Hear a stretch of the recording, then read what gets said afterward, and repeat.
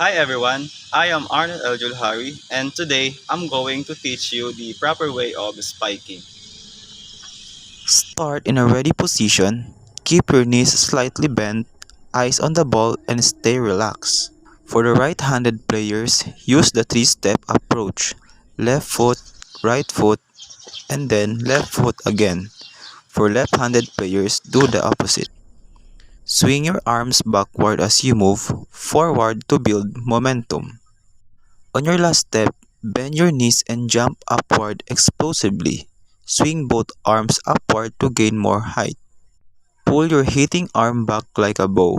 Keep your elbow high and your non-hitting hand pointing toward the ball. Hit the ball with open palm and highest point of jump.